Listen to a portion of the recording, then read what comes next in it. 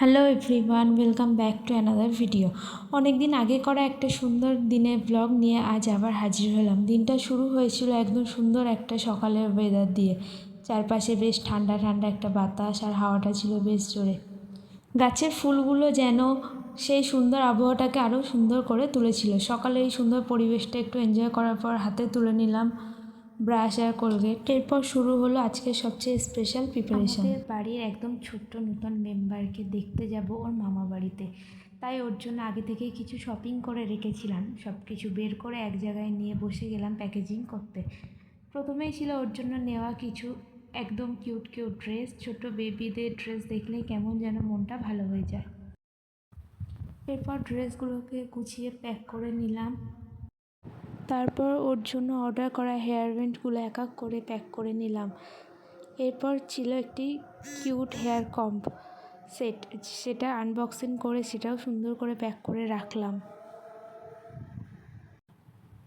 এরপর ভাবলাম শুধু বেবি জিনিসপত্র তো হবে না, একটু স্ন্যাক্সও রাখা যায়, তাই কিছু চিপস নিয়ে এসেছিলাম ট্রে সাজানোর জন্য। এক এক করে তখন সব ট্রে সাজানোর কাজ শুরু করে দিলাম। প্রথম ট্রেতে রাখলাম বেবি ড্রেস, দ্বিতীয় ট্রেতে ছিল baby's hair band, cute little shoes, nail cutter, hair comb set আর কিছু ছোট্ট ছোট্ট টয়েস। তৃতীয় ট্রেটি ছিল একটু অন্যরকম, যেখানে ছিল বেবি ক্যাপ টাওয়াল, টিস্যু আর সঙ্গে বেবির মায়ের জন্য একটি ড্রেস, শ্যাম্পু, পন্ডসের ময়শ্চারাইজার আর একটি কমফর্টের বোতল। এরপর বানালাম স্ন্যাক্সের ট্রে, যেখানে ছিল লেস আর বিভিন্ন ধরনের কুরকুরে।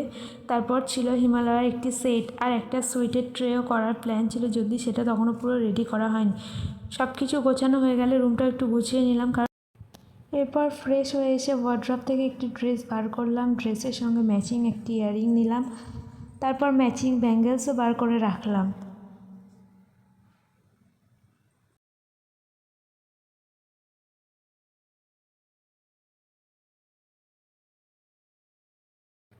এরপর আরিশার ড্রেসের সঙ্গে ম্যাচ করে একটা হেয়ার ব্যান্ড বার করলাম এবং আরিশার রেডি হওয়ার সব কিছু গুছিয়ে নিলাম। সবশেষে হাজব্যান্ডের ড্রেসটাও বার করে নিলাম। আমরা দুজন রেডি হয়ে তারপর সোজা বেরিয়ে গেলাম মিষ্টি কিনতে। অনেক রকম মিষ্টি দেখে শেষমেশ নিজেদের পছন্দ মতন কিছু মিষ্টি নিয়ে নিলাম। বাড়ি ফিরে আর দেরি না করে মিষ্টিগুলোও সুন্দর করে ট্রেতে সাজিয়ে নিলাম। সমস্ত প্রিপারেশান শেষ করে অবশেষে আমরা বেরিয়ে পড়লাম আমাদের বাড়ির ছোট্ট মেম্বারকে দেখতে। ওখানে গিয়ে সময়টা কিভাবে কেটে গেল বুঝতেই পারিনি। ওনারা খুব আদর করে আমাদের অনেক কিছু খাইয়েছিলেন।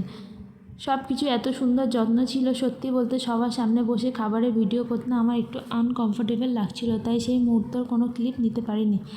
কিন্তু ক্যামেরাতে না থাকলেও এই সুন্দর মুহূর্তগুলো মনের মধ্যে ঠিকই থেকে গেছে। এরপর এলো দিনের সবচেয়ে কিউট একটা মোমেন্ট। আরিশা ওর বনুকে কোলে নিয়েছিল, তারপর আমি পুচকুটিকে কোলে নেওয়ায় আরিশার কান্নাকাটি শুরু হয়ে গেল, কারণ সে তার বোনকে কোলে নেবে আর কাউকে কোলে নিতে দেবে না। এইভাবে দুই বোনের এই ছোট্ট মুহূর্তটা দেখতে সত্যি ভীষণ মিষ্টি লাগছিল। একদিকে বেবিকে নিয়ে আরিশার এত এক্সাইটমেন্ট আর অন্যদিকে ওর সেই কিউট কান্না, সব মিলিয়ে মুহূর্তটা একেবারে মনে রাখার মতো হয়ে গেল। কখনো কখনো ফ্যামিলির মানুষগুলোর সঙ্গে কাটানো এমন ছোটো ছোটো মুহূর্তই দিনের সবচেয়ে সুন্দর স্মৃতি হয়ে থাকে, আর আমাদের আজকের দিনটাও ঠিক তেমনই ছিল। অনেক প্রিপারেশান, অনেক ভালোবাসা আর পরিবারের সঙ্গে কাটানো একগুচ্ছ সুন্দর মুহূর্ত। এভাবেই কেটে গেল আজকের এই সুন্দর দিনটি। আজকের ব্লগটি এখানেই শেষ করছি, দেখা হবে নেক্সট ভিডিওতে।